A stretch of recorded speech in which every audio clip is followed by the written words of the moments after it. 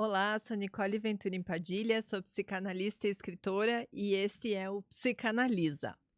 Bom, a proposta desse podcast, então, é que a gente possa convidar algumas pessoas de outras áreas do conhecimento e alguns psicanalistas também, para falar sobre alguns temas da clínica, do cotidiano, da cultura, enfim, estabelecer um diálogo aí entre as diversas áreas.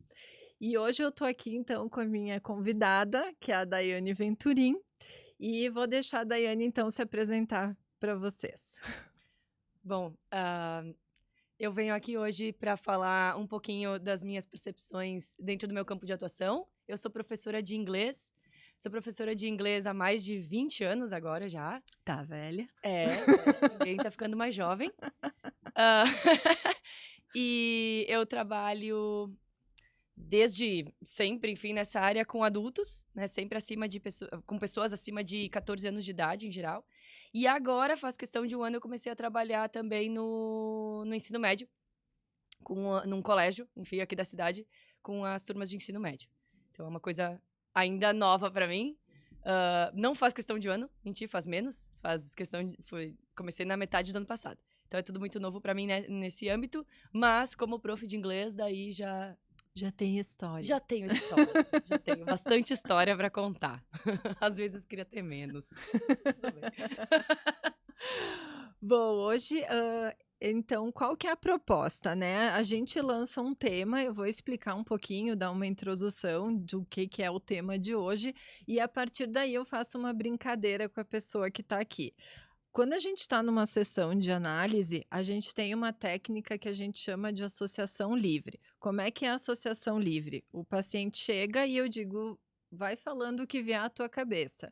E a partir daí a gente vai trabalhando e acessando o inconsciente. Claro que aqui a gente não está numa sessão de análise, né? O objetivo não é este. Mas a gente vai brincar um pouco com essa questão da associação livre. Então, eu lanço o tema, né? Eu trago um pouquinho o que é o conceito, assim, até para te tomar conhecimento de qual é esse conceito. E aí a gente vai ver para onde o teu inconsciente vai te levando, para Meu Deus. fazer esse diálogo. É para ser algo mesmo espontâneo, né? Bom, e o conceito de hoje, então, é o estranho familiar do Freud. Não é por acaso, né, que você está aqui hoje, já que ela é minha familiar, né, minha irmã. Será que eu sou estranha? Pode ser estranha e Será que eu familiar sou ao mesmo estranha e tempo. familiar? Mas o que é o estranho familiar do Freud? Ele vai dizer que muitas vezes a gente tem uma sensação de um estranhamento ou até de um medo, algo que parece um pouco assustador, e que na verdade esse estranhamento vem de algo que é familiar, mas que a gente não sabe, que a gente esqueceu. Dentro da psicanálise, a gente diz que existe um mecanismo que é do recalcamento, que faz com que a gente esqueça algumas vivências, principalmente vivências mais primitivas, vivências talvez que às vezes foram mais traumáticas no início ou excessivamente prazerosas também pode gerar um recalcamento. E o que faz? E aquilo fica ali escondido, né? A gente não lembra, mas não quer dizer que deixa de existir.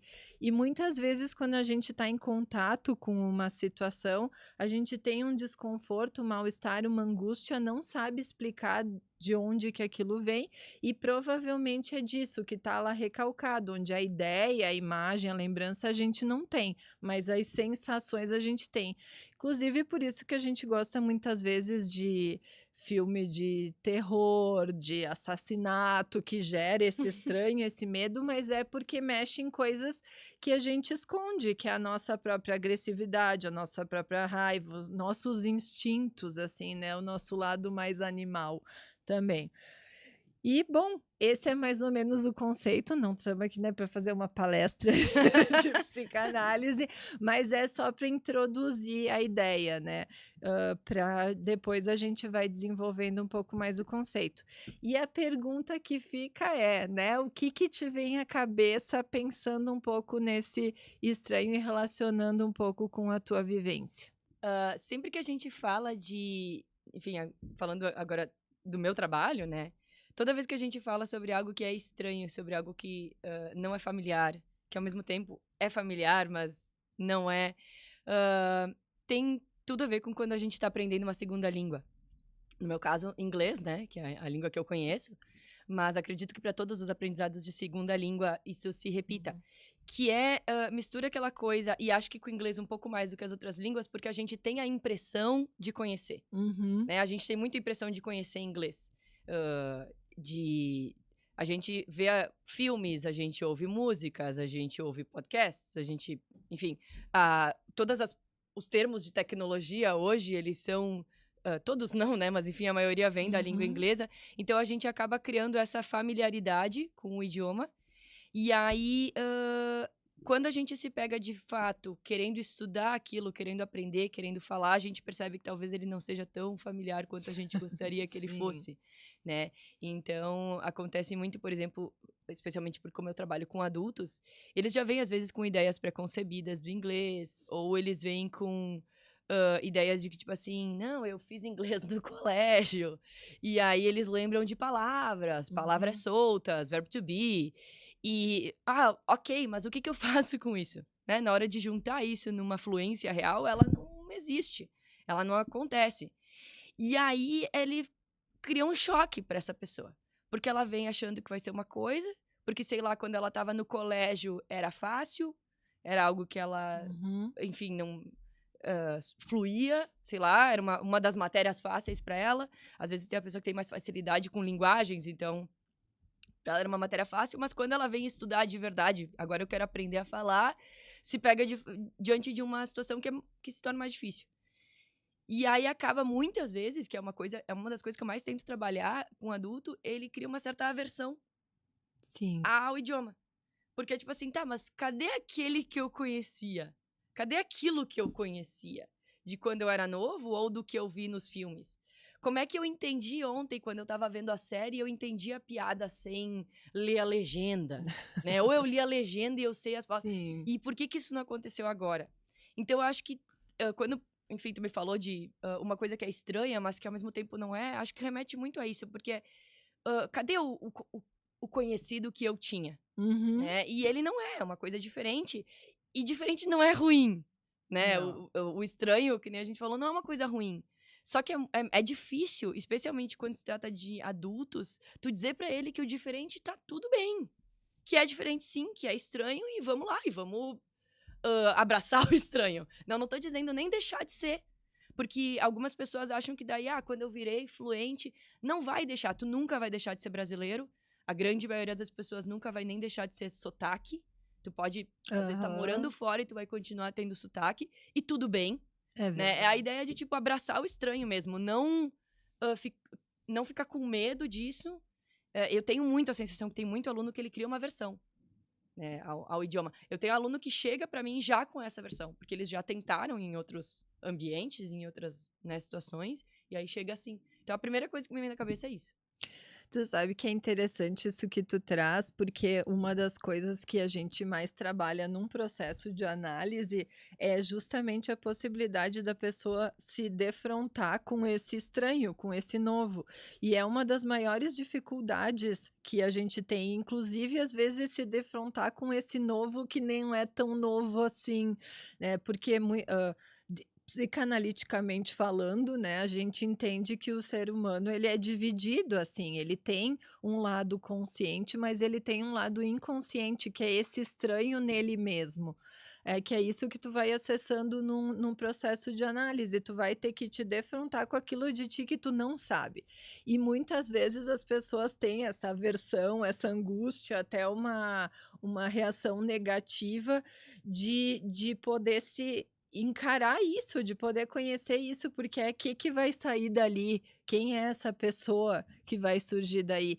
E a gente tem muita dificuldade de lidar com a diferença também, porque a outra pessoa, ou um outro idioma, outras situações novas também tem um lado que eu desconheço, que eu não domino, que eu não controlo, e ter que lidar com isso, perceber que não tenho controle de tudo, que vai ter que encarar algo novo, é uma das coisas que mais trava as pessoas em vários processos, inclusive num processo de mudança, que aprender um idioma é um processo de mudança, né? Quando tu vai começar e parece que chega, eu brinco com alguns pacientes que eu digo que é quase como se eles estivessem no trampolim, subiram tudo, estão ali, quando chega para pular e é tipo, ai meu Deus, quero voltar e descer as escadas.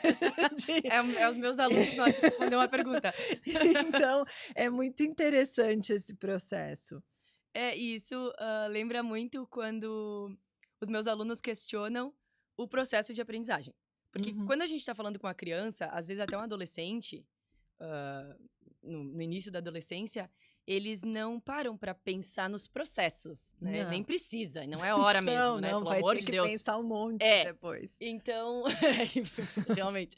Então, que nem eles não estão preocupados com como se processa a aprendizagem. Ela simplesmente acontece.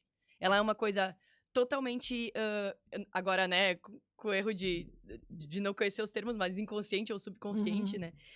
E a língua é assim, né? A gente não aprende a língua conscientemente, né? A nossa língua, né? A gente aprendeu português como? Imitando os pais, a família, os cuidadores, né? Professores, quem a gente tinha conosco.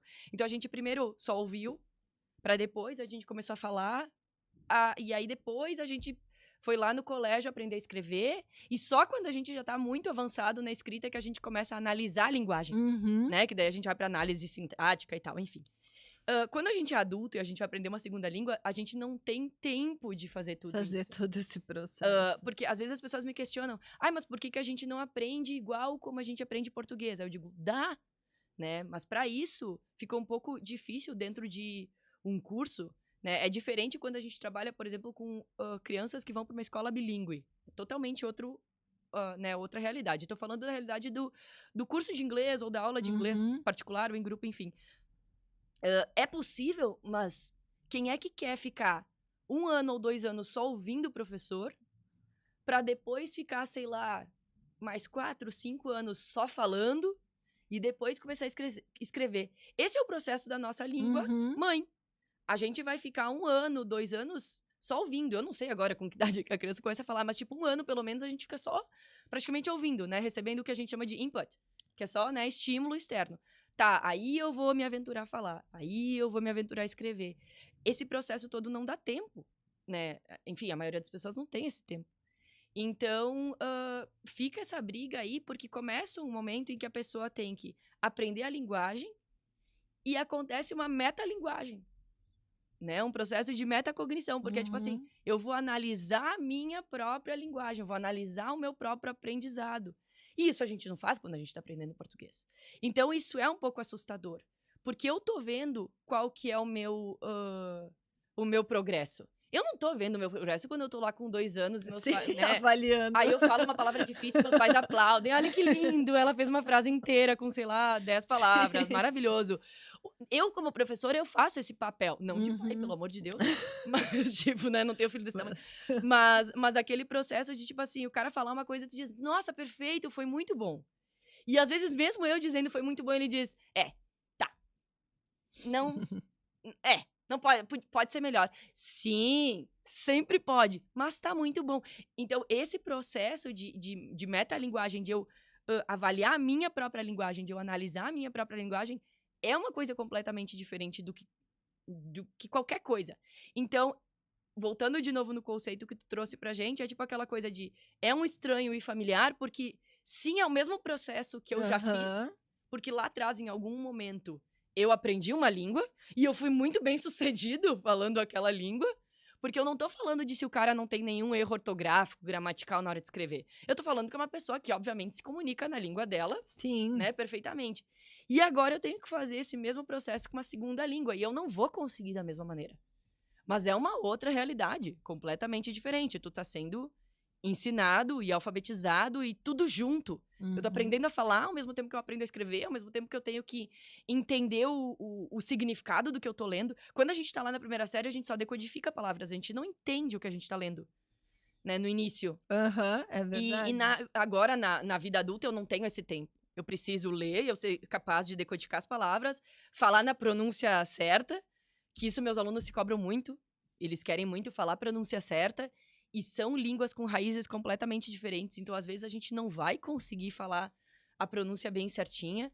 Pensa que são fonemas que, tipo, um nativo vai aprender lá ouvindo dos pais. Uhum. Esse cara vai aprender de uma pessoa que, em geral, nem nativa não é. Quando um aluno é meu, eu não sou nativa. São processos completamente distintos. Só que eles se chocam. Então, tá lá o aluno com aquela ideia de, tá, mas... Né? Aí eles vêm e me dizem, nossa, inglês é muito mais difícil do que português. Sim, pra nós. Sim. Né? Pra nós que aprendemos Aham. subconscientemente o português, sim, concordo.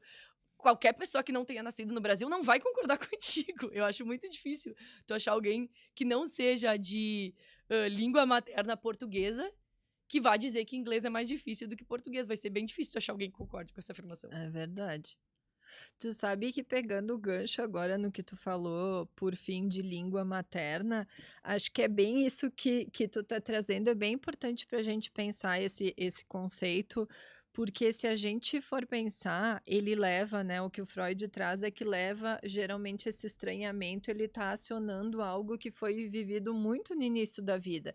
E é isso que tu tá trazendo, que é esse começar a falar, começar a escutar, tomar contato com a língua materna, se a gente for pensar, né? E eu estudo bastante a Piero Lanier e ela tem um conceito que eu acho muito interessante, que ela fala em violência primária e violência secundária.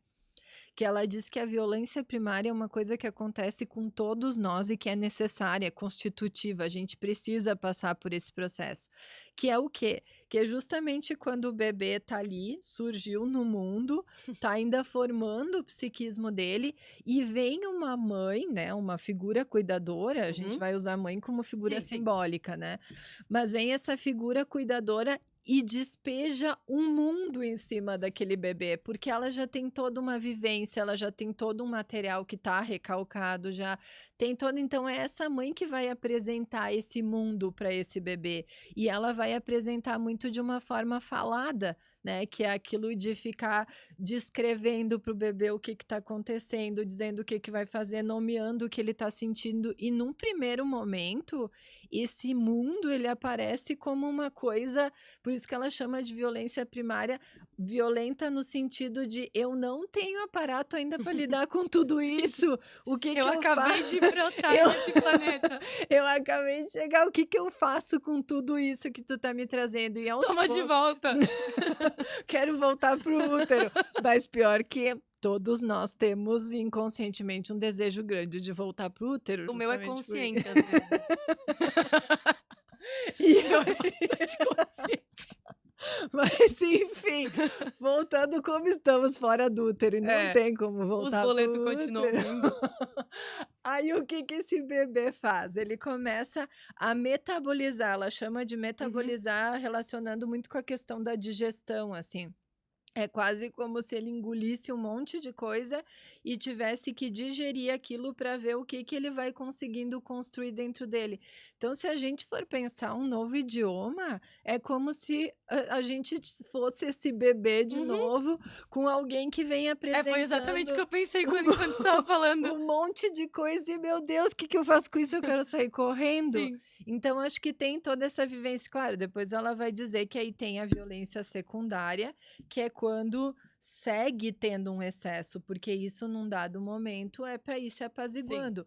Agora, quando vai ter essa figura materna que fica exigindo que aquele bebê corresponda a tudo que ela imagina que ele tem que ser, que ele atenda a todos os desejos, todas as idealizações, que alimente o narcisismo daquela mãe, aí já começa a ser violento, aí verdadeiramente, Sim. né? Aí não é mais constitutivo, que é no momento em que eu me sinto exigido a dar conta de um desejo de outra pessoa, ao que uma outra pessoa projetou para mim, contou para mim que eu preciso ser. E aí eu acho que isso engancha um pouco com o que tu estava falando também, no sentido de os diferentes graus de exigência das pessoas. Sim. E se a gente for pensar o quanto às vezes é angustiante, porque fica, talvez eles te coloquem mesmo nessa figura insegura, em alguns momentos aquela que tem que agradar, que tem que falar tudo certinho, que não pode errar nada. E aí fica essa angústia de eu tenho que corresponder, eu tenho que ser, vamos dizer assim, o aluno perfeito, o Sim. filho perfeito, o falador perfeito de inglês. Então acho que isso tudo mexe em muita coisa e que tem tudo a ver com o que a gente está falando, dessa coisa que é muito primitiva, assim, muito arcaica do nosso desenvolvimento. Eu acho que, de certa forma, deve, de alguma maneira, vir isso, porque eu nunca tinha pensado nisso, né? Mas talvez tenha essa sensação que ficou lá de quando. Porque eu imagino que, obviamente, a gente não lembra, mas deve ter sido muito difícil quando a gente Sim. veio pro mundo e alguém simplesmente começa a falar com a gente. E realmente a gente não sabe, porque, né, há, obviamente, hipóteses. Provavelmente tu tem mais informação disso, de que a gente já escutava a mãe na barriga e tal. Aham. Mas a gente não sabe, não nasce sabendo nada, Sim. obviamente. Então, tipo, é muita coisa. E talvez lá atrás tenha sido uma carga muito grande. Uhum. E talvez em algum momento os nossos pais, sem querer, de novo, usando pais como, né, mas Sim. todos os cuidadores, enfim, tenham, de alguma maneira, em algum momento a gente se sentiu cobrado. E aí vem essa pessoa que, tipo, nem é minha mãe, sabe? Quem é tu pra vir me cobrar alguma coisa?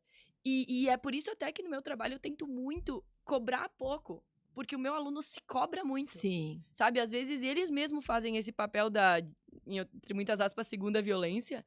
Porque eles se cobram em um nível que eu nem preciso chegar nisso. E às vezes eu faço o caminho inverso. Eu fico dizendo, tá tudo bem, sabe? Tu não precisa te cobrar tanto e tal. E às vezes entra em outra coisa, que é quando tu tem outras pessoas, outros falantes de inglês junto contigo.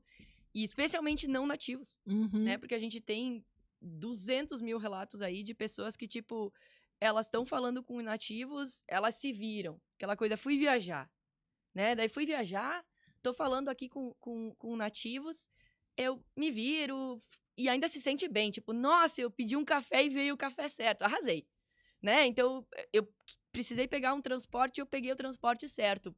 Tá, tô colocando em prática e tá dando certo. É tipo assim, se sente numa posição de sucesso. Aí o cara tá numa aula de inglês, aqui no Brasil, com colegas brasileiros, e aí ele se sente acanhado, porque daí sim parece que ele tá vendo, tipo, um monte de gente analisando ele, daí o progresso dele, né? Não sei se ele se Aham. vê refletido naquelas outras pessoas, mas enfim, tu vê um processo de que às vezes o cara, quando ele tá lá fora, fez, sei lá, 1 ano de inglês, se virou lá fora, falou com um monte de gente que ele não consegue usar português, dá certo. Aí ele volta pra casa, volta pra aula de inglês dele, vou continuar o curso agora. Vi que funcionou, vou continuar. E aí daqui a pouco ele se fecha porque eu não falei a frase toda bonita. Mas lá, quando tu comprou teu café, tu Uhum. falou a frase toda bonita? Não, mas era... Que outra situação que era? Sabe, quem sou eu, tua prof, pra julgar? Eu tô aqui pra, tipo, facilitar. Eu quero ser uma facilitadora. Eu não sou um juiz, né? E aí ele fica travado, porque talvez, aí voltando, né, no raciocínio, eu vou e volto aqui, que manda louco, mas É como tu disse que era associação associação, livre. aquela, aquela coisa de, tipo, vou e volto, porque daí entra, assim, naquilo que tu falou de, tipo, a cobrança que ele teve lá atrás. Então, talvez, sim, ele veja não só a prof, mas aquelas pessoas que estão ali como, eu preciso mostrar serviço, eu preciso entregar, e talvez ele sinta que não consiga, naquele momento, entregar. E aí a gente fica nessa situação de, tipo, mas eu não tô te cobrando isso, mas ele tá. Uhum. É uma coisa muito doida. Assim, a cobrança, a autocobrança de um aluno adulto. Que a criança não tem, que o adolescente não tem, até porque o adolescente às vezes tá lá porque o pai mandou. Então é Sim. outra história. Mas o aluno adulto é um processo. Eu adoro, né? Aí Uhum. vindo pra uma parte pessoal, assim. Eu adoro dar aula para adulto e um dos motivos é justamente esse. Essa troca que a gente tem de, tipo, tentar usar a metalinguagem, assim, pra uma coisa boa. Tipo, sim, Uhum. vamos analisar, sabe? E eu vejo, às vezes, até... Agora há pouco eu tava lendo um livro sobre neurociência que fala do processo de aprendizagem que a gente tem, né, nos primeiros anos de vida e tal. E aí fala que a mãe, ou enfim, né, a figura materna, o que for, tem esse papel de, tipo, olhar pra criança, que a criança só aprende se tu olhar pra ela. Uhum. Se tu, tipo, tiver assim, eu tô aqui, sei lá, cozinhando, mas eu não tô te mostrando nada, a pessoa que tá do meu lado não vai aprender a cozinhar, né? E, claro, não tô falando de uma criança de 2 anos, mas, tipo, sei lá, mesmo uma criança de 10 anos que esteja com a mãe na cozinha. Se a mãe não conectar com ela não vai ter interesse naquilo. Então, é o mesmo processo pra linguagem. Se essa mãe não olhar pra ti e falar contigo, né, diz, fala tal coisa, tal, porque senão a gente aprenderia a falar deixando o rádio ligado, né? Tu deixa o rádio ligado lá e a criança aprende. Aí sim, eu poderia ensinar inglês pra uma criança deixando a TV ligada num canal estrangeiro e eu falo com ela em português. E ela vai ser bilíngue. Não vai, né? Então, só que isso deve, lá atrás, gerar um incômodo na criança. Tipo, ela tá olhando pra mim, eu preciso fazer alguma coisa. Então, acho que quando eu tô lá, a professora, é tipo, meu Deus, ela tá olhando pra mim. Sabe aquela coisa até de agora no colégio, de tu olhar pra uma pessoa, faz uma pergunta, tu olha pros alunos assim, e é aquele...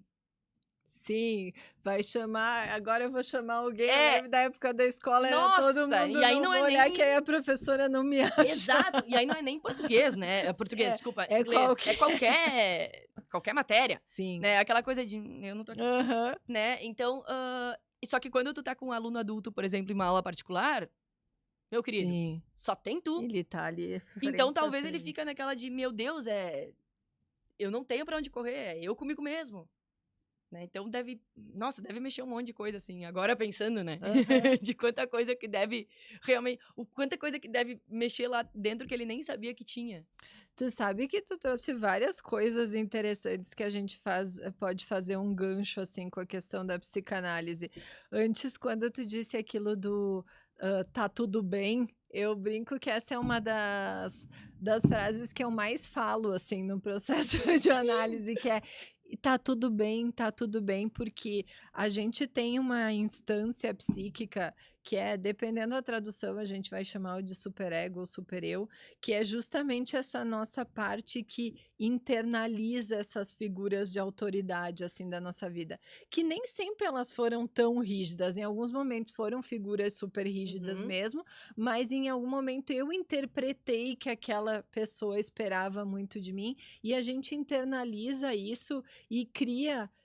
Eu brinco que é quase como se fosse um vigia constante ali dentro de ti. O que que tu tá O juiz fazendo? que eu falei O antes. juiz, isso, tu tá fazendo errado, olha o que que tu tá fazendo, olha como é que... E isso fica o tempo inteiro, e isso, claro, é algo necessário pra gente viver na cultura, assim, vamos dizer, né, ter limites, que eu não posso fazer tudo que vem à minha cabeça, mas a proporção que isso toma de quanto isso às vezes impede as pessoas de fazerem alguns movimentos, porque fica o tempo inteiro essa sensação de tem alguém, né, me Sim. julgando, tem me julgando. Às vezes as pessoas dizem, ai, porque tá todo mundo me julgando e quem mais tá se julgando é ela. Tanto que eles vêm, às vezes, no processo de análise, que é para ser um processo livre, e dizendo, ai, tu vai me matar, eu não tô Sim. eu tô com medo de te contar o que eu fiz. E eu não tô ali para julgar ninguém, eu tô para entender o que Sim. aconteceu. A gente vê isso muito em Instagram também, né? Ai, minha Uhum. psicóloga. O que minha psicóloga diria? E uma das coisas que a gente usa no processo de análise que é para, vamos dizer, afrouxar um pouco isso, e que algumas pessoas têm bastante dificuldade de ir, é justamente o divã. Porque o divã é quando tu sai desse lugar que tu trazia do olhar do outro, em que muitas vezes as pessoas estão falando e ali, sem perceber, estão atentas a todas as Procurando minhas uma aprovação. reações, uma aprovação ou uma reprovação, e às vezes nem tá conseguindo se ouvir profundamente. E aí a gente coloca no divã que é tipo, tá, agora tu não tá mais me Sim. olhando, e aí parece que a pessoa consegue associar mesmo livremente, assim. Mas para algumas pessoas é difícil, porque parece que precisam desse olhar sustentando de Sim. uma certa forma. Porque a Pieira ali que eu trazia, eu vou falar bastante da Pieira. Fica à vontade. A Pieira, ela traz que os olhos das outras pessoas são como espelhos mesmo. Quando tu dizia, vou me refletir nos olhos, que o nosso processo de identificação, ele é contínuo ao longo da vida, só que é justamente isso, com as pessoas que a gente se preocupa. Então, né, que como que está sendo visto, se está sendo bem aceito. Então é quase como se a gente tivesse o tempo inteiro se observando nos olhos daquelas pessoas. E aí, claro que o que tu trazia antes, né? A questão de tu estar com os teus pares, com pessoas mais conhecidas, vai ser muito mais complicado Uhum. do que tu tá com um estranho. Totalmente estranho, Porque um parece estranho de que verdade. aquele lá sabe que eu sou estrangeiro, aqui eu posso ser estrangeiro Sim, eu posso tranquilo, falhar. posso falhar, mas diante dessas outras pessoas, o que que eu vou fazer com o estrangeiro em mim que vai Sim. aparecer assim, né? Será que as pessoas vão aprovar? Será que não Às vezes vão? até aquela coisa de era pra gente estar no mesmo nível, né, que se Aham. fala muito em nível, quando se fala nível não Aham. existe. Nível não existe, tá, gente? Nível não existe pra aula de inglês. Mas enfim, essa coisa de tipo: "Ah, a gente tá no mesmo nível". Não, vocês estão no mesmo livro. Por isso que eu digo, quando eu brinco que nível não existe, é porque é impossível 2 seres humanos, nem gêmeos, sabe, Uhum. criados na mesma família, eles não vão ser iguais em nenhuma matéria nunca. Inglês também não, em, né, nenhuma língua. Então, o nível, quando eu digo que não existe, é porque às vezes um cara vai escrever melhor, o outro cara vai ouvir melhor, e tá tudo bem, né? Aham, e tá Aquele. E tudo tá bem. tudo bem. Então, mas as pessoas, quando elas estão dentro daquela turma, elas acham que, tipo, nossa, mas então agora eu tenho. Tu não tem que nada, né? Tu tem que dar o teu melhor. Eu brinco, às vezes, se tu quiser te comparar com alguém, te compara com o que tu pode ser, ou com o Uhum. melhor que tu já foi. Em comparação a ti É, mesmo. tipo, compara contigo mesmo, né? Tipo assim, o melhor que tu já pôde dar, o melhor que tu já pôde ser, sei lá. É a única pessoa, a única base que tu tem de comparação é tu mesmo.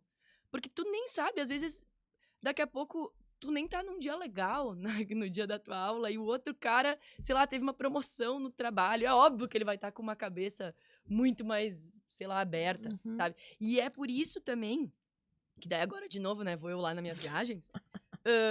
Hoje em dia tu vê muito aluno adulto procurando ou aula particular, né, acima de tudo, ou aula online, que é uma coisa que me chamou muita atenção.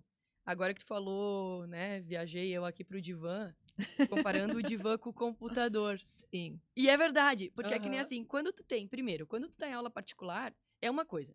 Tu só tem o professor te cobrando, porque é isso que eles pensam, né, que o professor tá Aham. ali te avaliando 100% do tempo. O tempo É, o todo. tempo todo. Tipo, a vida dele é só cuidar da tua. Uhum.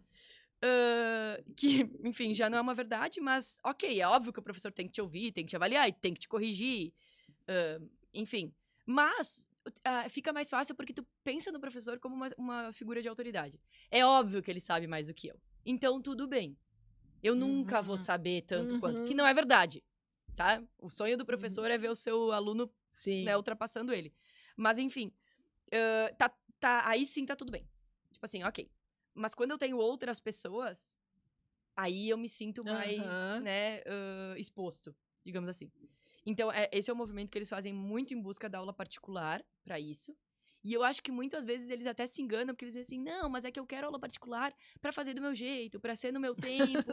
E Sim. acredito que tenha isso, mas eu acho que muito disso Sim. é tipo, tu não quer ninguém te olhando. Tudo bem, ok, né? Aham.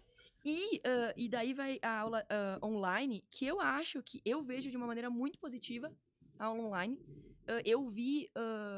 Eu comecei a dar muita aula online, obviamente, na época da pandemia, Sim. né? E eu vi um crescimento de alguns alunos meus que eu já tinha antes em aula presencial, desses caras crescerem no online. E aí vai muito de encontro à ideia que as pessoas costumam ter do online, porque elas acham que não funciona, ou sei lá, porque Aham. o professor não tá ali em cima de ti, quase pegando na tua mão. E o online, ele tem essa vantagem do divã, fazendo aqui uma comparação com ele. Aham. Porque por mais que o professor esteja ali te olhando, ele não consegue ver tudo o que tu tá fazendo. Tem E uma isso te protege. Uhum, Tu te tem. sente protegido. O computador sempre nos protege, Ele computador ou sempre o celular. protege. Tanto que é por isso Aham. que tanta gente fala tanta porcaria na internet. Porque tu tá protegido atrás de uma tela. Tu não Aham. falaria aquela porcaria na cara da pessoa, numa palestra que ela tá dando. Mas aí ela foi lá e correu o risco de postar um vídeo e tu vai lá e fala um Uhum. monte de porcaria. E é a mesma sensação que a gente tem na aula. Então, tipo assim, o professor não tá vendo tudo que eu faço. Então, se eu, por exemplo, escrever errado, se eu Uhum. apaguei 3 vezes, ele não viu. Sim. Se eu tô aqui procurando uma coisa no meu tradutor, sabe? Ou, às Sim. vezes, tu vê no computador ele assim, porque ele tá, tipo, procurando uma coisa no tradutor, ou sei lá, no Uhum. chat GPT. A gente não tá vendo.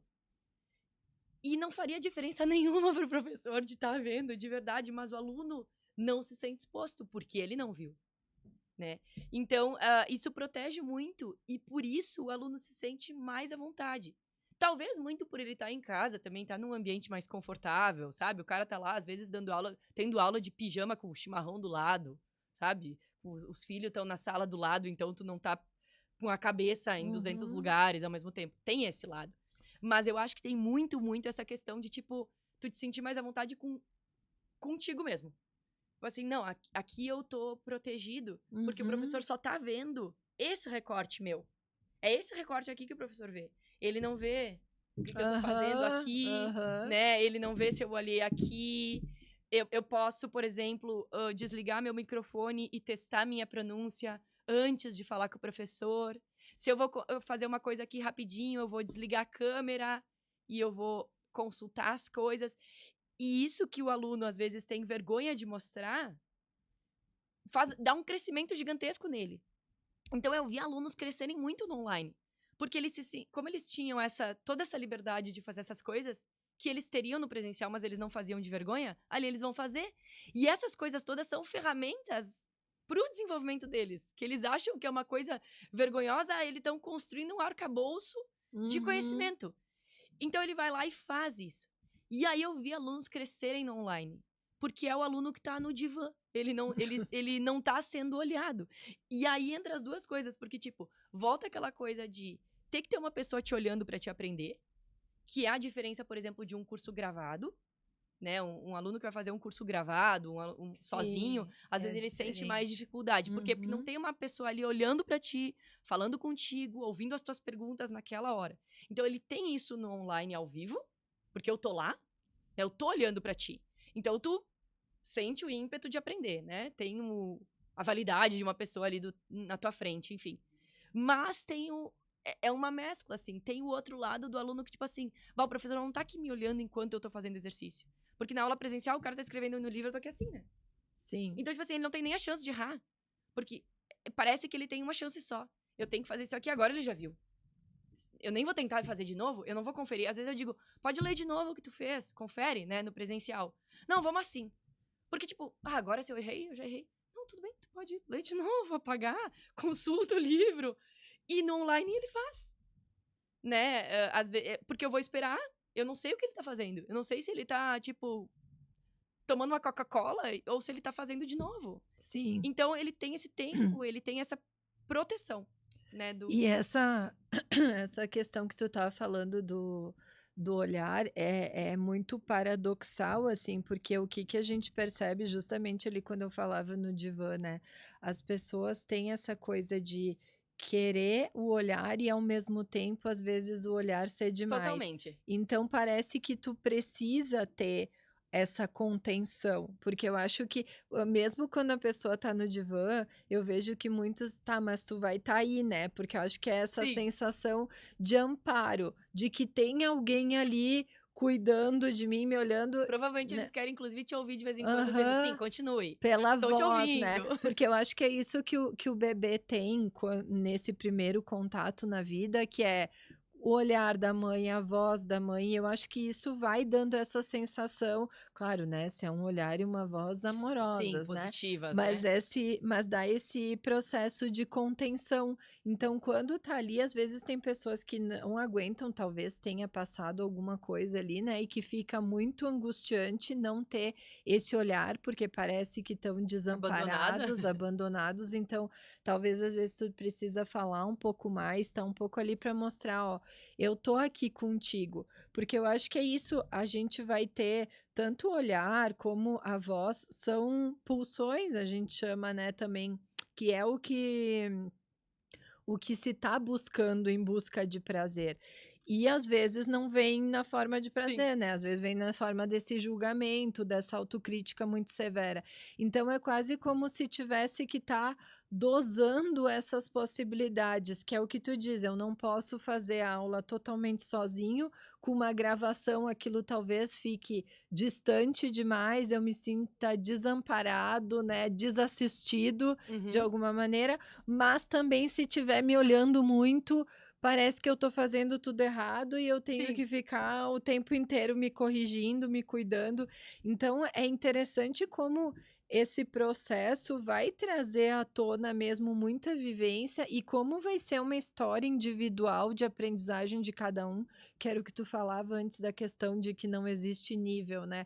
Porque vai mexer com tudo isso e como eu vivi isso na minha vida, lá no início da vida, se eu fui mais acolhida, se eu fui mais exigida, o que que aconteceu, tudo isso vai ter interferência na forma se eu vou me sentir melhor estando numa aula em grupo, se eu vou estar numa aula particular mais presencial, se eu preciso da distância da tela. Uhum. Isso a gente vê nas sessões também, os que precisam do atendimento presencial, os que ficam bem no online, os que querem o online Sim, pra ter mais para distância. ter algo ali. E isso tudo vai ter, porque o teu primeiro contato na vida, o nosso psiquismo se funda nesse contato no corpo de outra pessoa, né, que está cuidando de mim.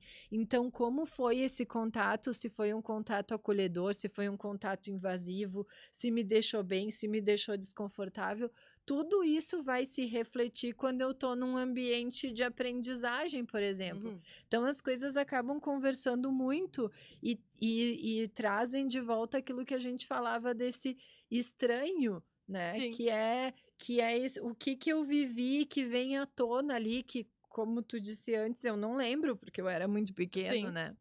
E graças a Deus, né, Sim, acredito que ainda bem, muitas coisas a é gente não lembra, protetivo. de propósito, né, o cérebro sabe o que faz. Hã, porque eu acho que sim, que deve ter tido muita coisa que nem tu falou da violência primária, né, Uhum. que é que elas foram muito assustadoras, né, então é bom a gente não lembrar. E às vezes sim, eu acredito que uma pessoa que, entra na tua vida que nem no papel de um professor, de um psicólogo, de um treinador, de o que quer que seja, às vezes ele se coloca, né, nessa posição, Uhum. hã, por querer ou sem querer, porque às vezes ele precisa se colocar mesmo e às vezes sem querer entra nessa posição e acaba, né, dialogando com coisas tuas que tu nem sabia que tinha.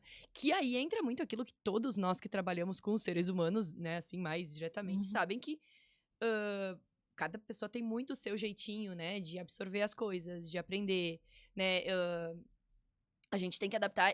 Eu brinco que às vezes as pessoas me perguntam se não é muito cansativo, muito chato, tipo, entediante. Porque eu trabalho com, por exemplo, o mesmo livro com várias pessoas em aula particular. Então, que nem assim, nossa, tu vai dar aquela lição 10 vezes, 20 vezes, né? 30 vezes, às vezes no mesmo ano, no mesmo. Mas não é a mesma lição. É o Não. mesmo livro. Não Aham. é a mesma lição. A pessoa com quem eu tô falando é completamente diferente. E não é porque um tem 15 anos e o outro tem 45. Não, é porque são pessoas, são universos inteiros lá dentro, completamente diferentes. Então, vai ter o cara que quer que tu sente do lado dele e ele quer que cada frase que ele faça, ele tá certo? Posso seguir? Sim, tá. E tá certo? Às vezes tu olha e diz, mas pode, vai lá, escreve, né? Vai, escreve um parágrafo inteiro. E aí eu vejo. E aí ele escreve mais duas frases e eu só queria conferir aqui. Confere. Confere então, né? Vamos Mas lá. é. Que é o jeitinho dessa pessoa. E tu dizer pra ela que não pode ser assim, dói. Se tu Uhum. insistir muito de tipo, não, olha só, tu precisa escrever um parágrafo inteiro. Talvez não agora. Claro, tu vai ter que cobrar isso, usando a palavra que eles não gostam, Sim. mas tu vai ter que cobrar. Mas talvez dali um ano, sabe? Talvez no início, né, aquela coisa de tipo. Por isso que eu sou um pouco contra, às vezes, até aquele método enlatado, sabe? Que a gente chama, às vezes, as Uhum. pessoas vêm com um método de ensino e tu tem que. Ok, mas eu vou precisar dar uma adaptada. Porque são seres humanos e eles são diferentes. Cada ser é único, né? E eu acho que é isso que tu tá trazendo. É quase como se fosse uma mãe com a criança aprendendo a andar, né? É, Vai, dá teus passinhos do jeito que tu consegue. Eu tô aqui te dando esse sim. suporte, mas vai. E vai ter aquele outro que talvez seja irmão dessa criança e que vai querer. Não, não me olha, eu vou tentar. Né? Uhum. Tem aquela pessoa que é o contrário. que, tipo assim, eu vejo isso muito em mim, às vezes, quando eu tava, sei lá, eu lembro de mim de criança, que eu tava fazendo, às vezes, um trabalhinho, um desenho, alguém vinha me olhar, eu lembro até no colégio, assim, de eu tava fazendo um Ah, eu desenho, também e não vinha um gosto. colega olhar e eu parava. Daí dizia, não... Aí a pessoa ficava me olhando e dizia, não, eu não consigo contigo me olhando. Tipo, É. ver o trabalho final. Eu gostava de, tipo, entregar o trabalho final. Eu tenho um pouco de dificuldade, eu sou o contrário dessa pessoa que eu falei, que é tipo, olha pra mim, Sim. vê se eu tô no É caminho que eu certo. acho que é isso, num processo de análise, a gente vai ter que ir finalizando, Sim. né? Estamos nos encaminhando para o fim. Eu digo que os meus pacientes às vezes ficam bravos quando eu digo, então vamos ter que finalizar. Tipo, Não, mas agora que isso eu é tava porque falando. vocês, psicólogos, têm um problema que vocês sempre finalizam na pior hora. A gente tem essa impressão, eu faço terapia também, e a gente tem essa impressão que, tipo assim, não, mas agora que eu tô, tipo assim, quando eu fiquei com a pior questão na minha cabeça, tu vai encerrar, pra eu ficar sofrendo uma semana. Aí que fica também, temos que aprender a lidar com a angústia. É horrível. Então a gente vai finalizando, Sim. né? Mas agradeço aí a participação. Eu que agradeço. Acho que foi um papo bem interessante. Fica o convite também para quem quiser seguir, né, o podcast. Tem o Instagram, que é Psicanaliza Podcast. Se tu quiser deixar o teu Instagram também para as pessoas O que meu Instagram é quiserem. bem difícil, gente, é dai.teacher. Acabou. É só isso. Dai.teacher. Então fica aí o convite e nos vemos no próximo. Obrigada. Obrigada.